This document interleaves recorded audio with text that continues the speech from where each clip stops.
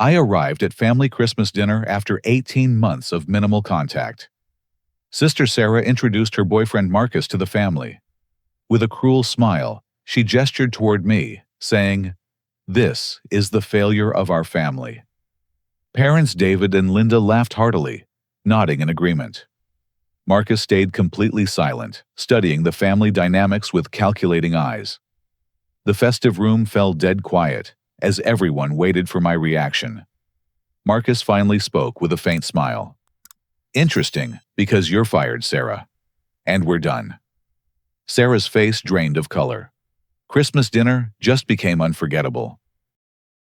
Standing in that decorated living room, watching my sister's face transform from smug satisfaction to pure terror, I felt like I was witnessing the collapse of everything I thought I knew about my family. But let me back up and explain how we got to this moment, because nothing about tonight happened by accident.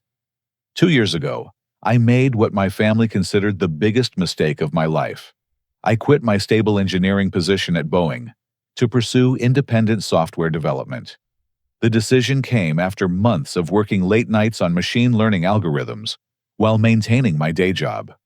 I had discovered something revolutionary in artificial intelligence applications, something that could change how businesses predict market trends and customer behavior. My family's reaction was swift and brutal. "You're throwing away security for fantasies." My father David lectured during our last normal family dinner. "Engineering jobs don't grow on trees, Fritz. You'll regret this childish decision." My mother Linda was equally disapproving, though her approach was more subtle manipulation. "We just want what's best for you, honey. Sarah has done so well with her steady career path. Maybe you could learn from her example." Sarah, my younger sister by 3 years, worked as a marketing manager at some tech company called Technova Solutions. She seized every opportunity to highlight the contrast between her corporate success and my uncertain venture. "Fritz is having his midlife crisis early," she would joke at family gatherings. "Must be nice to play computer games and call it work." The comment stung because I was barely surviving financially. My savings from Boeing ran dangerously low as I invested everything into developing my AI applications. When money got tight, I took freelance coding jobs to pay rent on my modest apartment, often working 16-hour days to balance client work with my research. Family gatherings became psychological torture sessions. Sarah would publicly humiliate me about my unrealistic dreams, while our parents nodded approvingly. They praised her steady paycheck, her benefits package, her company car, everything that represented traditional success in their minds. I represented risk, uncertainty, failure. "How's the job search going?" became Sarah's favorite greeting whenever I showed up to family events. She would ask loudly enough for everyone to hear, ensuring maximum embarrassment. "Still playing with computers in your apartment?" The worst part was how our parents enabled her cruelty. They genuinely believed Sarah's approach to life was superior, that steady employment with predictable advancement was the only sensible path forward. My pursuit of innovation seemed frivolous and irresponsible to them. I stopped attending most family events after Sarah's birthday party last spring. She had introduced me to her colleagues as my brother who's having a career crisis. The humiliation was unbearable, especially when her coworkers offered condescending advice about getting back into the real world. Since then, I had focused entirely on my work. 18 months of isolation, dedication, and perseverance had led to breakthrough developments in my algorithms. I was finally seeing progress that validated my decision to leave Boeing, though my family remained completely unaware of these advances. Tonight was supposed to be different. I had decided to make one final attempt at family reconciliation, hoping Christmas spirit might soften their attitudes. I even brought gifts, optimistic that maybe this year we could celebrate, without the usual discussions about my career choices. But Sarah had other plans. When I walked through the front door, she was already positioned strategically near the fireplace, with a tall, well-dressed man I had never seen before. Her smile was particularly malicious tonight, the expression she wore when planning something cruel. "Everyone, I want you to meet Marcus," she announced loudly, drawing the entire room's attention. "Marcus, these are my parents, David and Linda. And this," she paused dramatically, gesturing toward me with theatrical disdain, "is the failure of our family." The words hit like physical blows, not just because of their cruelty, but because of how quickly our parents laughed and nodded in agreement. No hesitation, no discomfort, no attempt to soften Sarah's vicious introduction. They found my humiliation amusing. Marcus, however, did not laugh. Instead, he studied each family member with the intensity of someone conducting a scientific experiment. His eyes moved from Sarah to our parents, then to me, absorbing every detail of the social dynamics playing out before him. His expression remained completely neutral, almost professional. The silence stretched uncomfortably as everyone waited for some reaction. Sarah's smile faltered slightly as Marcus continued his silent observation. Our parents exchanged glances, unsure why their guest wasn't participating in the mockery they clearly expected him to enjoy. Then Marcus spoke, his voice calm and measured. "Interesting, because you're fired, Sarah. And we're done." The revelation that this man was Sarah's boss transformed everything in an instant.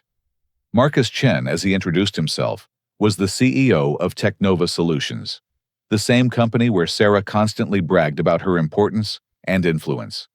The same company she claimed valued her contributions above all other employees. But now her boss was terminating her employment at our family Christmas dinner. And somehow I recognized his name from industry publications as one of America's youngest tech billionaires. The transformation in the room was immediate and devastating. Sarah's face cycled through confusion, disbelief, and mounting panic as Marcus's words sank in. Our parents stood frozen, their champagne glasses suspended halfway to their lips, unable to process what they had just witnessed.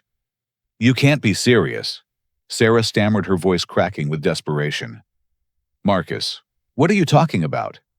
We were just having fun with family introductions. Fritz knows we joke around like this all the time." Marcus remained completely calm, his professional demeanor never wavering. "Sarah, your employment with Technova Solutions has been terminated effective immediately due to multiple policy violations, including harassment of contractors, misrepresentation of company projects, and creation of a hostile work environment." The formal language felt surreal in our family living room, surrounded by Christmas decorations and holiday music playing softly in the background. But Marcus delivered each word with the precision of someone who had clearly thought through this decision long before tonight. "This is insane," Sarah protested, looking desperately between Marcus and our parents for support. "I've been your top performer for 2 years. I brought in the Henderson account, the Morrison contract, everything major that's happened in our department." "Actually," Marcus replied, pulling out his phone and scrolling through what appeared to be detailed notes. "Internal investigation revealed that junior developer Jake Patterson generated the initial concepts for the Henderson project, which you subsequently claimed as your own work.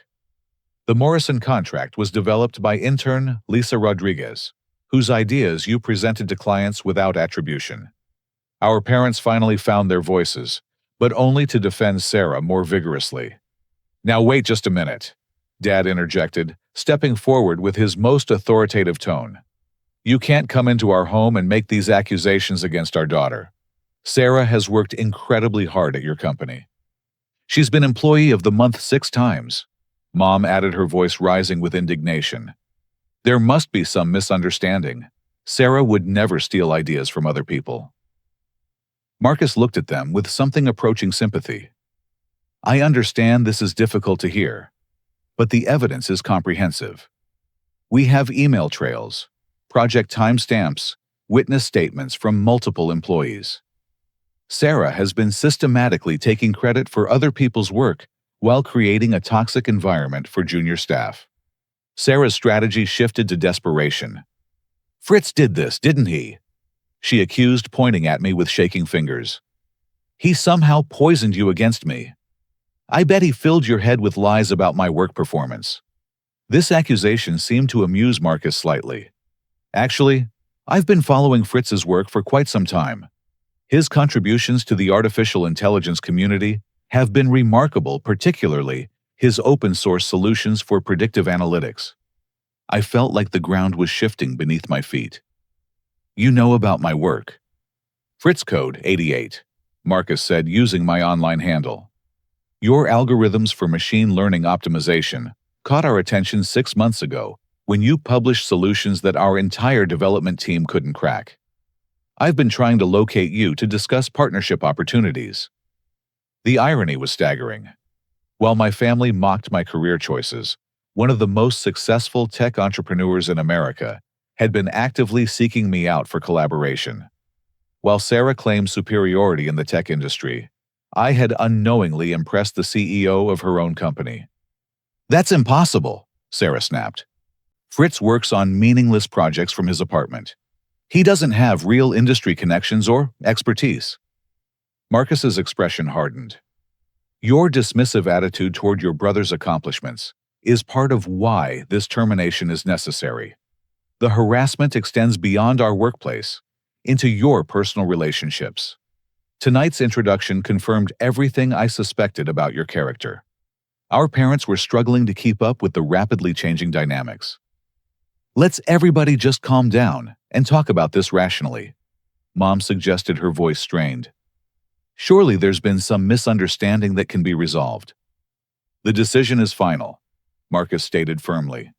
Sarah's personal belongings will be boxed and available for pickup Monday morning. Her access to company systems has already been revoked. The reality was sinking in for Sarah, and her desperation was becoming more pronounced. You can't do this to me, she pleaded. I'll lose my apartment, my car, everything. Please, Marcus, we can work through whatever problems you think exist. The problems are documented facts, not perceptions, Marcus replied. Multiple employees filed formal complaints about your behavior. The investigation began weeks before I knew about your family connections. Dad tried a different approach, appealing to Marcus's business sense. Look, Mr. Chen, surely you don't want to lose a valuable employee over some personality conflicts. Every workplace has interpersonal issues that can be managed. Sarah is not valuable to our organization, Marcus responded bluntly. She's been a liability that we've tolerated for far too long. Her termination will actually improve our team's productivity and morale. The conversation was becoming increasingly painful to witness. Sarah alternated between begging for reconsideration and blaming me for somehow orchestrating her downfall. Our parents couldn't accept that their vision of her success was built on lies and stolen achievements. But the most shocking revelation was still coming. Fritz, Marcus said, turning to me with a business card. I'd like to schedule a meeting next week to discuss some opportunities. Your work on artificial intelligence applications aligns perfectly with several projects we're developing. I took the card with trembling hands, still processing everything that had happened. You really want to work with me? I've wanted to work with you for months, Marcus confirmed. Meeting you tonight simply confirmed that we need to move forward quickly. Your talent is exactly what our industry needs. As I looked at the business card for Technova Solutions, with Marcus Chen's direct contact information, I realized that everything my family believed about success and failure had just been completely upended. Sarah's career was ending in disgrace, while mine was about to begin in ways I had never imagined possible. The firing hadn't been a spontaneous decision, triggered by tonight's cruelty. It had been inevitable, based on Sarah's professional misconduct that I knew nothing about. But meeting Marcus tonight had revealed something even more significant. My work had value that extended far beyond my family's limited understanding. Christmas dinner was definitely going to be memorable this year. The week between Christmas and New Year's Day passed in a surreal blur of phone calls, research, and preparation for my meeting with Marcus. I spent hours reviewing Technova Solutions' public projects, trying to understand how my work might fit into their larger vision. The more I learned, the more excited and nervous I became about the possibilities. Sarah, meanwhile, had been calling me nonstop since Christmas night, alternating between furious accusations and desperate pleas for help. "You have to tell Marcus that what he heard wasn't representative of our real family dynamic," she demanded during one particularly heated conversation. "He's making decisions based on one misunderstood moment." I tried explaining that Marcus's decision was based on workplace investigations, not family observations, but Sarah refused to accept this reality. In her mind, I was somehow responsible for her termination, and therefore, I should be able to reverse it. Our parents were equally insistent that I intervene on Sarah's behalf. "Family sticks together," Dad argued during a tense phone call. "Whatever business opportunities this man is offering you, they're not worth destroying your sister's livelihood." But I wasn't destroying anything. Sarah had created her own professional problems through years of unethical behavior that I knew nothing about. The revelation that she had been stealing credit from junior employees was particularly disturbing because it revealed a pattern of exploitation I never suspected. Tuesday morning arrived with crisp January air and nervous anticipation. Technova's headquarters occupied 15 floors of a sleek downtown office tower, with floor-to-ceiling windows overlooking the harbor. The lobby featured contemporary art installations and living walls that created an atmosphere of innovation and success. Marcus greeted me personally in the reception area, a gesture that impressed the staff and made me feel genuinely welcomed. "Fritz, I'm glad you could make time for this meeting. I think you'll find what we're working on quite interesting." His corner office was spacious, but not ostentatious, furnished with modern pieces that prioritized function over flash. Multiple monitors displayed complex data visualizations that I recognized as machine learning models in various stages of development. "Let me show you what we're struggling with," Marcus said, pulling up a series of algorithms on his main screen. "We're developing predictive analytics for Fortune 500 companies, but our current models hit accuracy walls that we can't break through." I studied the code for several minutes, immediately recognizing inefficiencies in their approach. "You're overcomplicating the neural network architecture," I observed. "These recursive loops are creating computational bottlenecks that limit scalability." Marcus smiled. "Exactly what our team concluded after 6 months of development." "How long did it take you to identify that issue?" "About 30 seconds, I admitted. "The solution requires restructuring your base algorithms, but it's definitely achievable." What followed was the most intellectually stimulating conversation I had experienced in years. Marcus outlined Technova's ambitious goals for artificial intelligence integration across multiple industries, from healthcare diagnostics to financial forecasting. My algorithms could serve as foundational elements for projects worth millions of dollars. "I'd like to offer you a consulting contract," Marcus said after 2 hours of technical discussion. "Initial engagement worth $75,000 for 3 months of development work, with potential for expansion based on results." I nearly choked on my coffee. $75,000 was more than I had made in the entire previous year. "That's incredibly generous," I managed to say. "It's appropriate compensation for work that could generate millions in revenue for our clients," Marcus replied. "Your algorithms solve problems that traditional approaches can't address." The contract terms were straightforward and fair, with intellectual property arrangements that protected both parties, while allowing me to maintain ownership of my core innovations. Marcus also included provisions for potential equity participation if our collaboration proved successful. "There's one thing I should mention," Marcus added as we concluded our meeting. "Sarah's situation at Technova was resolved based entirely on her professional conduct, not personal factors. However, I want you to know that her behavior toward you was completely inappropriate." I appreciated his directness. "My family has always struggled with supporting unconventional career paths. Innovation requires risk-taking," Marcus observed. "Companies like ours exist because people like you are willing to pursue ideas that others dismiss as unrealistic." Walking out of Technova's building that afternoon, I felt a profound shift in my self-perception. For the first time in 2 years, someone with real authority and expertise had validated my work and my decisions. The consulting contract represented more than financial opportunity. It was recognition that my sacrifices and struggles had been worthwhile. But returning home meant confronting family members who still couldn't accept these new realities. Sarah was waiting in my apartment lobby when I arrived, having somehow convinced the building manager to let her inside. Her appearance was disheveled, her usual professional polish replaced by obvious stress and desperation. "How did it go?" she demanded before I could even greet her.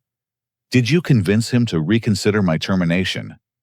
I explained that my meeting with Marcus focused entirely on technical collaboration, not her employment situation. He made it clear that your firing was based on workplace investigations that happened independently of Christmas dinner. "I don't believe that," Sarah snapped. "He's punishing me because of how our family treated you. You could fix this if you wanted to, but you're choosing to let me suffer." Her refusal to acknowledge personal responsibility was frustrating, but not surprising. Sarah had always deflected accountability for her actions, blaming external circumstances or other people for problems she created. "What exactly did you do at Technova that led to those harassment complaints?" I asked. Sarah's defensive response revealed more than she intended. Those junior employees were too sensitive about feedback and criticism. If they couldn't handle constructive comments about their work, they shouldn't be in the tech industry. "What kind of constructive comments?" "Just pointing out when their ideas weren't original, or when they needed to improve their presentation skills," Sarah said dismissively. "Basic management responsibilities that any supervisor would address." But something about her tone suggested these constructive comments were more personal and cruel than she was admitting. The pattern of behavior I witnessed at family gatherings probably extended to her professional relationships as well. Over the following days, as I began my work with Technova, I learned more about Sarah's reputation within the company. Colleagues mentioned her tendency to claim credit for other people's innovations, her harsh treatment of subordinates, and her general unpopularity among staff members. Nobody was surprised when she got terminated, one developer confided during a project meeting. "We were just surprised it took so long." The irony was becoming clearer every day. While my family criticized my career choices and mocked my prospects, I had been developing expertise that industry leaders actively sought. While they praised Sarah's corporate success, she had been destroying her professional reputation through unethical behavior and interpersonal cruelty. My work with Technova progressed rapidly, with early results exceeding everyone's expectations. The algorithms I developed increased predictive accuracy by 30%, while reducing computational requirements by half. Marcus scheduled presentations with major clients who were impressed by the technological advances we demonstrated. But the more successful I became, the more desperate my family's attempts to involve me in Sarah's problems grew. And I was about to discover that their interference in my career had been far more extensive and damaging than I ever imagined. 3 months after my initial consulting contract with Technova, Marcus called me into his office for a conversation that would transform my life completely. The walls displayed framed articles from major publications featuring our collaborative work, including a cover story in Tech Innovation Weekly that described our AI applications as revolutionary advances in predictive analytics. "Fritz, I want to discuss expanding our partnership." Marcus began, his tone more excited than I had ever heard it. "The success we've achieved together has convinced me that we need to formalize this relationship." He pulled out documents that outlined equity partnerships in several Technova ventures, including a new subsidiary focused exclusively on artificial intelligence development. My role would involve leading research teams developing proprietary algorithms and collaborating with Fortune 500 companies, seeking advanced technological solutions. "The equity package would make you independently wealthy within 2 years," Marcus explained. "But more importantly, you'd have complete creative control over your research directions." The financial details were staggering. Base compensation alone exceeded anything I had imagined possible, with potential earnings reaching 7 figures if our projects met projected benchmarks. The equity arrangements included ownership stakes in intellectual property that could generate passive income for decades. I accepted immediately, knowing this opportunity represented everything I had dreamed about during those difficult months of uncertainty and family disapproval. Within weeks, I moved from my modest apartment to a downtown penthouse with harbor views and established my own company, Fritz Analytics, as a Technova subsidiary. The transformation was overwhelming. Industry magazines featured me on covers as the AI innovator to watch, and conference organizers competed for my speaking engagements. Major corporations sought consultations on integrating artificial intelligence into their business operations.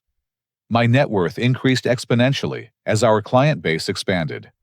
Companies like Microsoft, Amazon, and Tesla licensed our algorithms for proprietary applications. The patents I held became valuable assets that generated substantial royalty payments. But while my career flourished beyond my wildest expectations, Sarah's situation deteriorated dramatically. Her termination from Technova had created a professional reputation crisis that extended throughout the tech industry. Marcus's influence meant that hiring managers at major companies were aware of her misconduct, making employment opportunities extremely limited. Sarah lost her apartment after 3 months of unemployment, forcing her to move back into our childhood bedroom at our parents' house. Her car was repossessed, her credit cards were maxed out, and her social circle evaporated as former colleagues distanced themselves from her damaged reputation. Our parents were simultaneously proud of my success and desperate about Sarah's circumstances. The cognitive dissonance was evident in every conversation, as they struggled to reconcile their previous dismissal of my ambitions with my current achievements. "We always knew you had potential," Dad claimed during one particularly awkward phone call. "We just wanted to make sure you were being realistic about your goals." This revisionist history was infuriating, but predictable. Rather than acknowledging their previous lack of support, they were rewriting the narrative to suggest they had always believed in my abilities. Mom's approach was more manipulative. "Of course we're proud of your success, honey, but Sarah really needs help right now. As her brother, don't you think you have some responsibility to support family during difficult times?"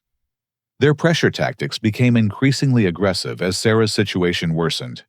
They orchestrated family dinners where I would be ambushed with guilt trips about helping my sister. Extended family members were recruited to emphasize the importance of family loyalty over business conflicts. "Blood is thicker than water," Uncle Robert insisted during one particularly uncomfortable gathering. "Whatever happened between you and Sarah at her workplace shouldn't affect family relationships." Aunt Martha was even more direct.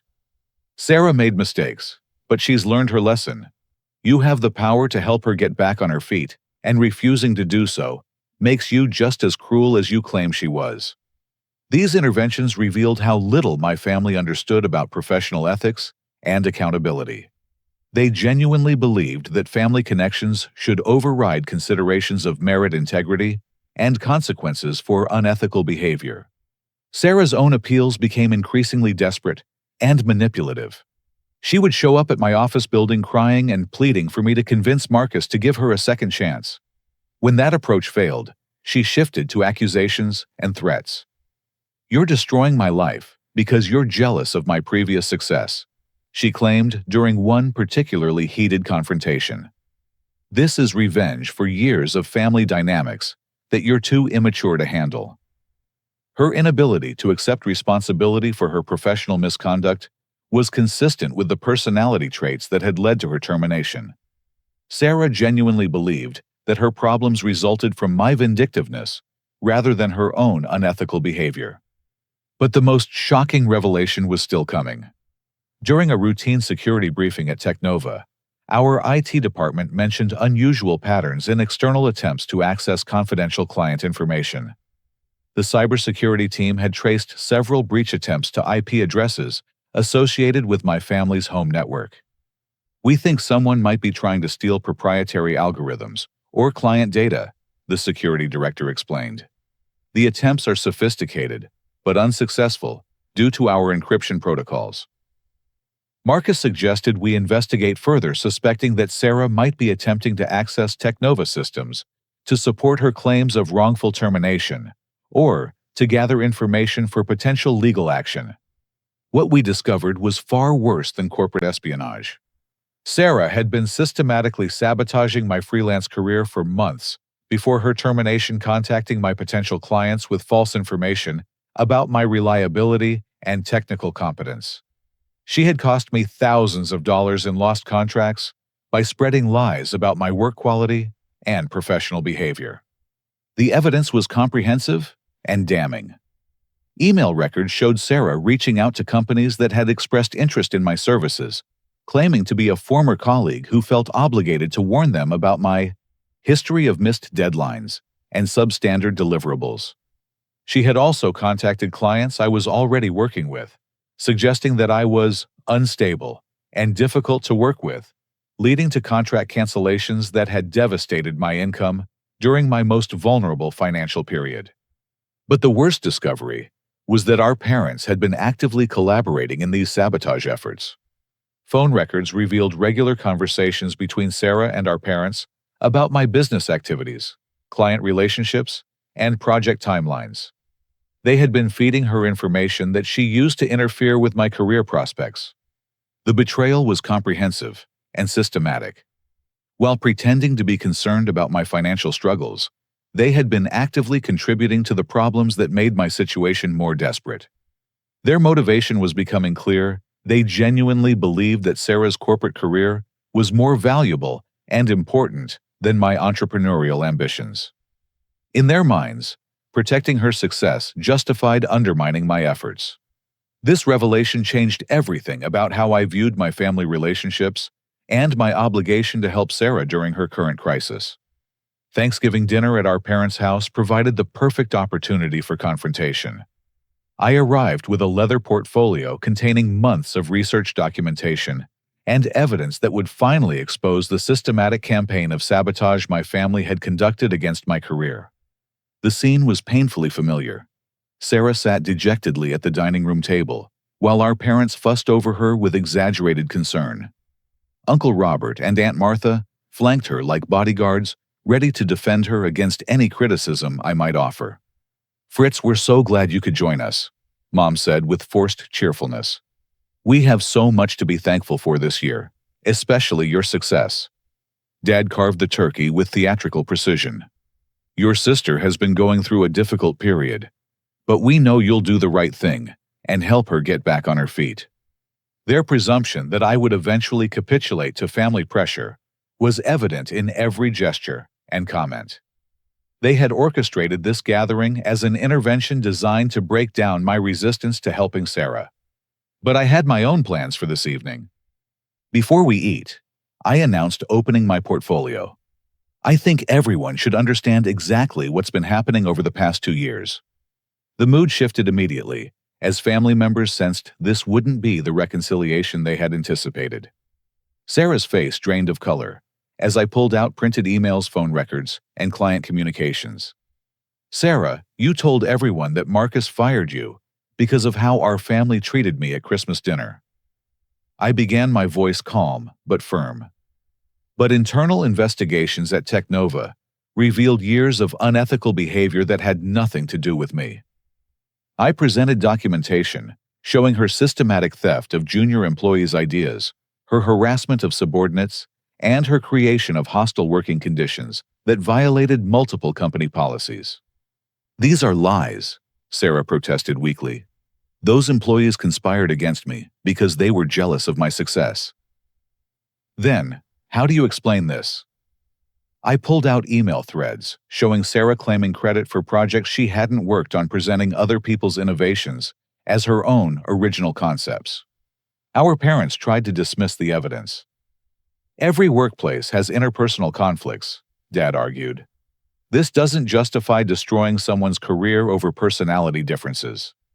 But I was just getting started. "Let's talk about sabotage." I continued producing records of Sarah's communications with my former clients.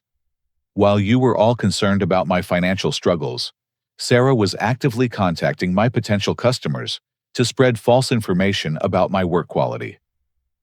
I read aloud from emails where Sarah had posed as a former colleague, warning companies about my alleged unreliability and unprofessional behavior. The damage had cost me thousands of dollars in lost contracts during my most vulnerable period. "That's not what happened," Sarah claimed desperately. "I was just trying to protect those companies from getting involved with someone who wasn't ready for major projects." By lying about my qualifications and work history, Uncle Robert attempted to mediate.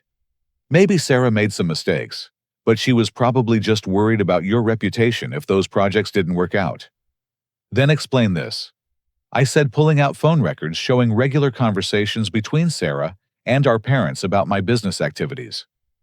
Mom and Dad were feeding Sarah information about my clients and projects so she could interfere more effectively. The silence that followed was deafening. Our parents exchanged guilty glances while extended family members stared in shock at the evidence of deliberate sabotage. "We thought we were protecting both of you," Mom said weakly. "Sarah's career was established and stable. Your projects seemed risky and uncertain. So you decided to actively undermine my efforts to ensure Sarah maintained her advantages." Dad's response revealed their true motivations. Sarah represented security and success. We couldn't let family competition destroy what she had built. The admission was devastating, but not surprising. They had never seen me as an individual worth supporting, only as a threat to Sarah's position as the favored child. Their love was entirely conditional on maintaining family hierarchies that benefited her at my expense. "Fritz, we made mistakes," Sarah said, tears streaming down her face. "But I was scared that your success would make me look like a failure. I thought if I could slow down your progress, we could both succeed without competing." Her confession revealed the depth of manipulation and self-interest that had driven years of family dysfunction. She hadn't been protecting me or our family. She had been protecting her own ego and status. But there was one more revelation that would complete the picture. "Sarah, tell everyone about your plan to steal my algorithms and start your own company." The accusation hit like a physical blow. Sarah's face went completely white as she realized I knew about her most ambitious scheme. "That's not true," she whispered. "Marcus showed me the documents you submitted to venture capital firms proposing a startup based on artificial intelligence applications that you claim to have developed independently." I pulled out copies of Sarah's business plan, which described AI algorithms virtually identical to my proprietary work. She had been planning to use Marcus's industry contacts and my stolen intellectual property to launch a competing company. "You were going to build an entire business on my innovations while continuing to sabotage my legitimate opportunities." The revelation horrified everyone present, including our parents who had been unaware of Sarah's most extreme plans. Even Uncle Robert and Aunt Martha looked shocked by the scope of her intended deception. "I never submitted those proposals," Sarah claimed desperately. "They were just rough drafts I was working on to explore possibilities." "Marcus has recordings of your pitch meetings with 3 different investment groups." The evidence was overwhelming and undeniable. Sarah had manipulated our entire family as accomplices in a systematic campaign to destroy my career while stealing my work for her own benefit. The room erupted in accusations, denials, and shocked responses as family members processed the extent of Sarah's deception. Our parents realized they had been used as tools in schemes they never fully understood. But the confrontation was far from over. I had spent months preparing for this moment, and justice required complete exposure of every lie and manipulation. The truth about our family dynamics was finally emerging, but the consequences were just beginning. 6 months after that devastating Thanksgiving confrontation, I stood in the conference room of the New York Stock Exchange, watching electronic displays announce Fritz Analytics' initial public offering. The opening bell ceremony felt surreal, as reporters and investors celebrated what financial magazines were calling the most successful tech IPO of the year. Marcus stood beside me, beaming with pride as our company's stock price climbed steadily throughout the morning. Our artificial intelligence applications had revolutionized predictive analytics, across 3 major industries, generating revenue streams that exceeded every projection our business plan had outlined. Fritz, this is just the beginning, Marcus said, shaking my hand as cameras captured the moment. Your algorithms are going to change how Fortune 500 companies approach decision-making for decades. The IPO valued Fritz Analytics at $800 million, making my equity stake worth over $200 million. But the financial success felt secondary to the professional validation and creative freedom that came with establishing myself as a leader in artificial intelligence innovation. My penthouse office overlooked the harbor, where cargo ships brought goods from around the world, a view that reminded me daily of how far I had traveled from that cramped apartment where I had struggled to pay rent while developing breakthrough technologies. The walls displayed framed patents for algorithms that were now licensed by major corporations, generating substantial royalty payments that would continue for years. Speaking requests came from conferences across the globe, and university researchers sought collaborations on projects that could reshape entire industries. But perhaps the most satisfying achievement was the Fritz Foundation, established to provide mentorship and financial support for struggling entrepreneurs whose families didn't understand or support their ambitions. The Foundation's mission statement emphasized that innovation requires risk-taking, and true families encourage dreams rather than sabotaging them. Marcus had become my closest friend and most trusted business partner, but our relationship extended beyond professional collaboration. He understood the family dynamics that had shaped my early career struggles, having faced similar challenges when his own immigrant parents pressured him to pursue traditional medical careers rather than technology entrepreneurship. The best revenge is success. He often reminded me when I struggled with lingering resentment about my family's betrayal. Your achievements prove that their judgment was fundamentally flawed. Meanwhile, Sarah's situation had continued deteriorating in ways that were both predictable and tragic. Her attempts to start competing companies using stolen algorithms had resulted in multiple lawsuits from Technova and other firms whose intellectual property she had misappropriated. The legal fees exhausted her remaining savings and forced our parents to mortgage their house to help cover her defense costs. No major technology company would hire her after word spread about her corporate theft and harassment history. She eventually found work in retail sales at an electronics store, earning a fraction of her previous income while facing court-mandated counseling for her unethical business practices. The venture capital presentations where she had pitched my algorithms as her own innovations became evidence in civil lawsuits that resulted in substantial financial judgments against her. She was required to pay damages not only for attempted intellectual property theft, but also for the deliberate sabotage of my freelance contracts. Our parents' retirement plans were destroyed by their involvement in Sarah's legal problems and their previous mortgage of the family home to fund her failed schemes. They were forced to downsize dramatically, moving from their spacious suburban house to a modest apartment while Dad returned to work part-time to cover basic expenses. The extended family members who had pressured me to help Sarah gradually distanced themselves as the full extent of her misconduct became public knowledge.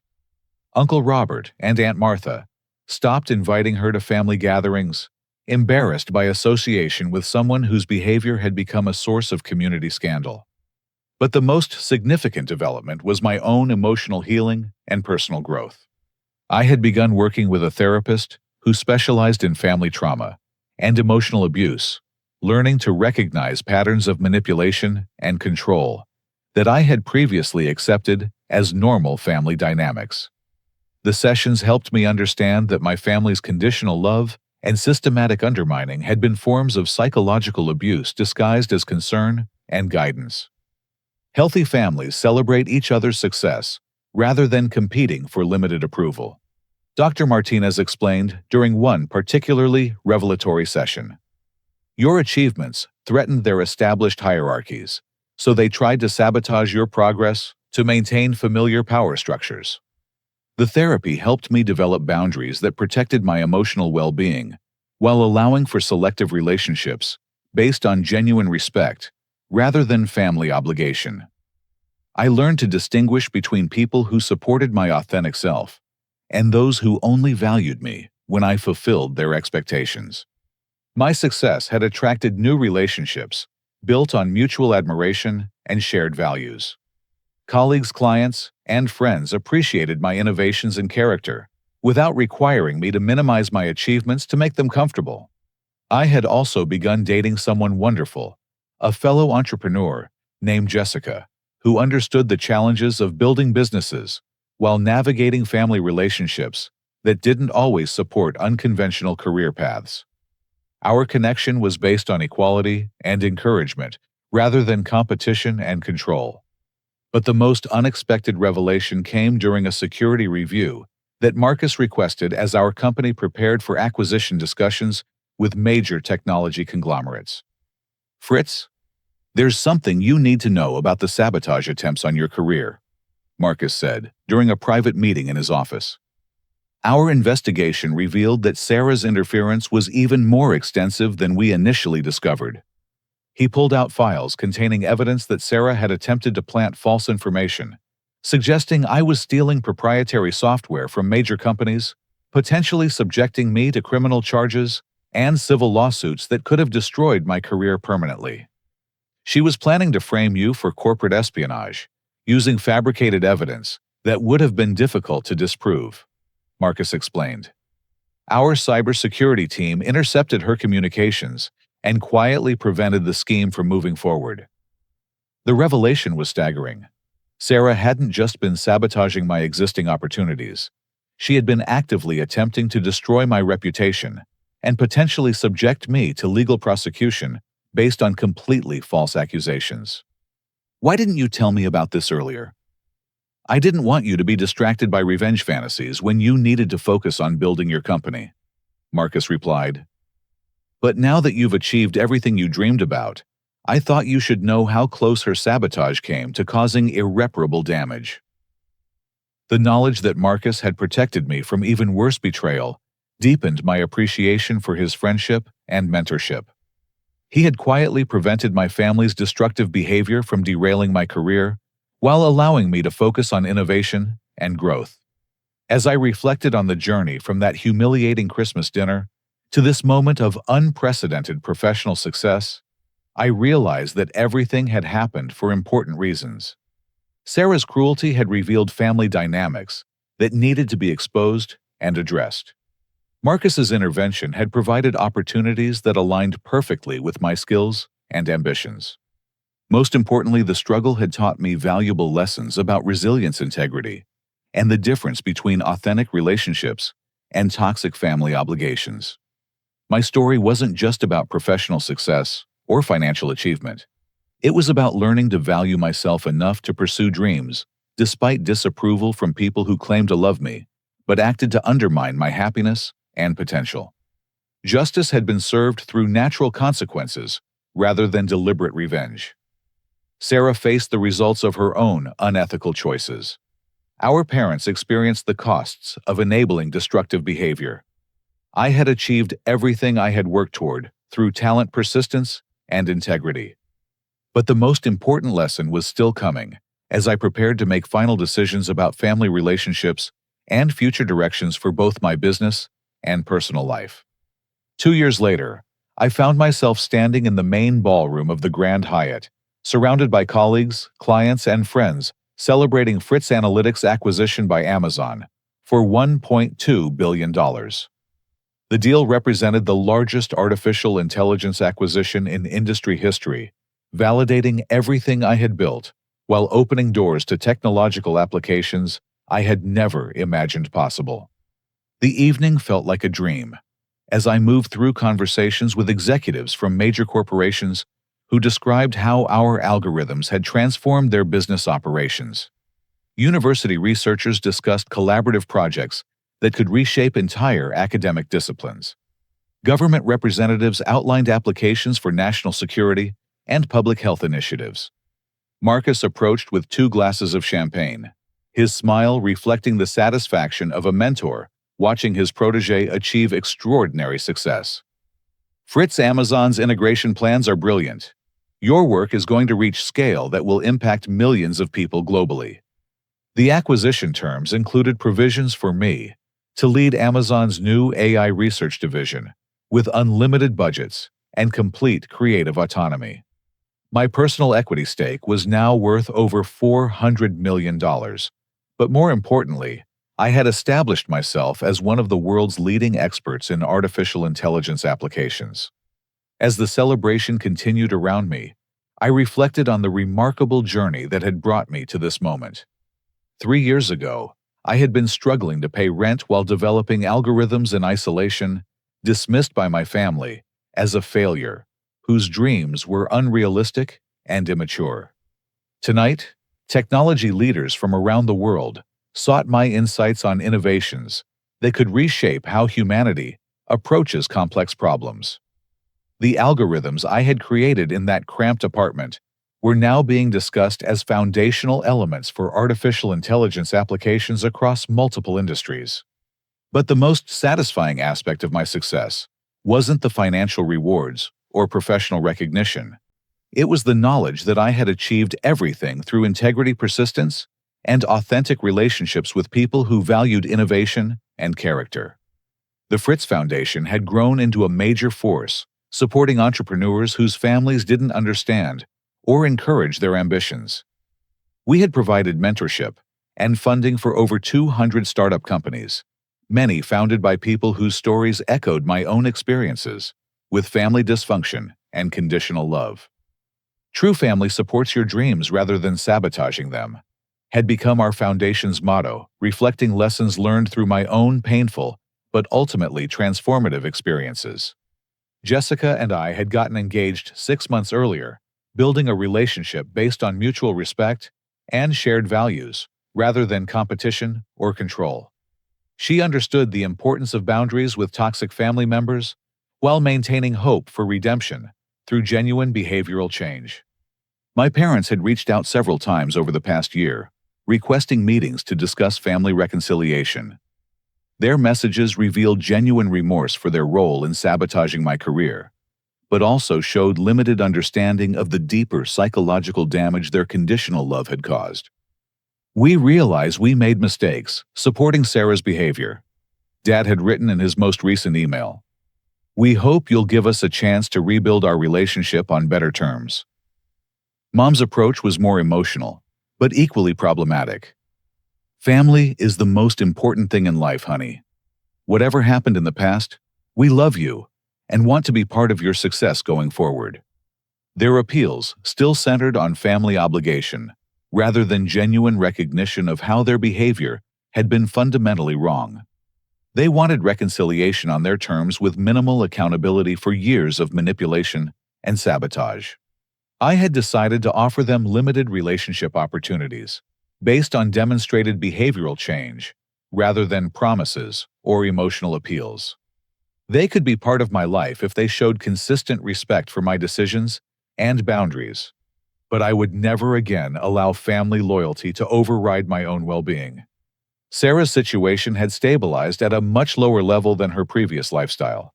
She was working full-time at the electronics store while attending court-mandated counseling sessions designed to address her patterns of manipulation and entitlement. Her therapist had suggested that genuine rehabilitation would require acknowledgement of responsibility and sustained efforts to change deeply ingrained personality traits. The legal judgments against her had been satisfied through payment plans that would continue for several more years, but she was no longer facing criminal prosecution or additional civil suits.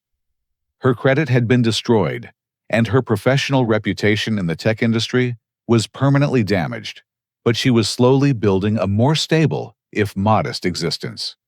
She had written me one letter 6 months earlier, apologizing for her behavior and acknowledging the damage she had caused to my career and our family relationships.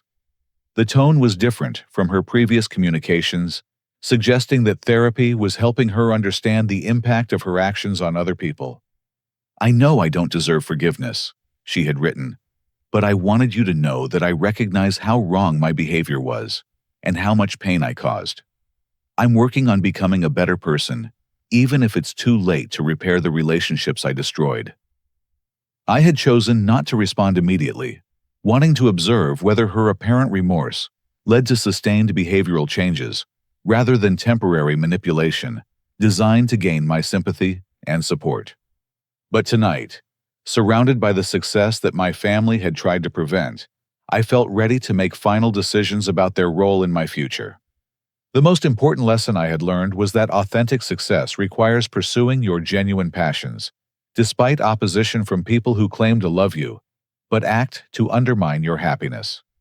My family's conditional approval had been based on their limited understanding of success, rather than recognition of my individual talents and dreams. Innovation and entrepreneurship inherently involve risks that cautious people find frightening. My parents and Sarah had tried to force me into conventional career paths, not because they understood my potential, but because my ambitions challenged their conservative worldview and threatened existing family hierarchies.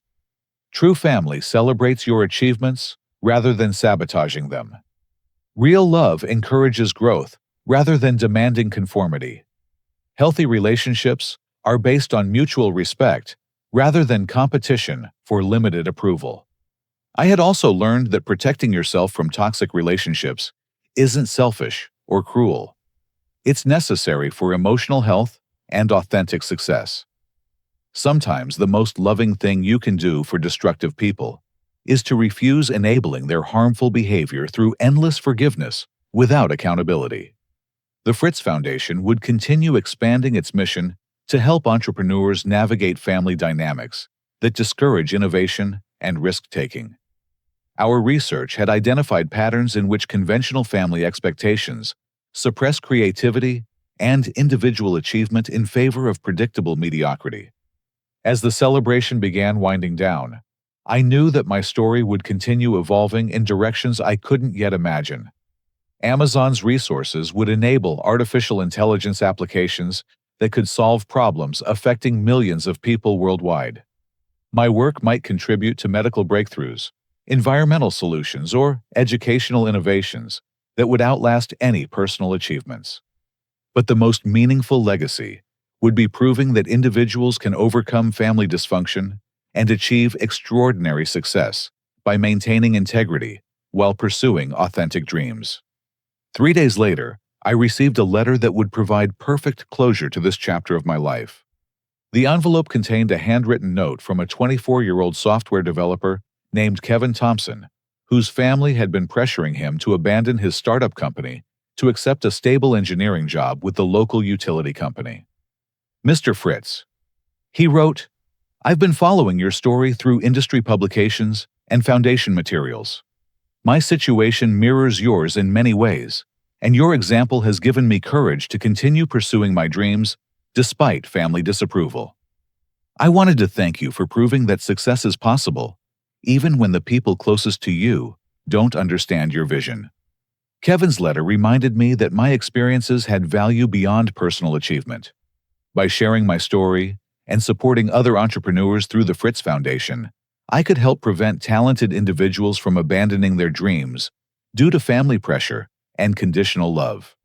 That evening, I called Kevin to offer mentorship and potential funding for his startup company. Our conversation revealed innovative approaches to renewable energy storage that could revolutionize how communities manage electrical grids. Your family will eventually understand your success, I told him. But more importantly, you'll know that you pursued your authentic path regardless of their approval. As I hung up the phone, I realized that my journey from family outcast to industry leader had prepared me to help others navigate similar challenges with greater wisdom and resources than I had possessed during my own struggles. The pain of family betrayal had been transformed into purpose. The lessons learned through struggle had become tools for helping others achieve their dreams, despite opposition from people who should have been their strongest supporters. My story wasn't ending. It was expanding to include everyone who refused to let family dysfunction limit their potential for extraordinary achievement. Looking back at that Christmas dinner where Sarah had introduced me as the failure of our family, I felt nothing but gratitude for the journey that had followed. Her cruelty had revealed truths that needed exposure. Marcus's intervention had provided opportunities that aligned perfectly with my talents. The struggle had taught me lessons that money couldn't buy about resilience, integrity, and authentic success. Justice had been served through natural consequences. Love had been found through relationships based on mutual respect rather than family obligation. Dreams had been achieved through persistence, despite disapproval from people who claimed to know what was best for me. Most importantly, I had learned that your family of origin doesn't determine your potential for happiness or success. You can choose relationships that encourage your growth rather than limit your possibilities. The failure my sister had mocked had become the foundation for success beyond anything she had ever imagined possible. And that transformation represents the most profound victory of all. I'd love to hear from everyone watching about their own experiences with family dynamics and career choices. Have you ever had to choose between family approval and pursuing your dreams? How did you handle relationships with people who didn't support your ambitions? Share your stories in the comments below, and let's support each other in building lives based on authentic success rather than other people's limited expectations. If this story resonated with you, please give it a like to help others find it. Consider subscribing for more stories about overcoming family dysfunction and achieving extraordinary success despite challenging circumstances. And share this with anyone who might need encouragement to pursue their dreams, regardless of family pressure or disapproval. Thank you for listening to my journey from humiliation to triumph. Remember that your potential isn't determined by other people's understanding or approval. Keep pursuing your authentic dreams, and success will follow in ways you never imagined possible.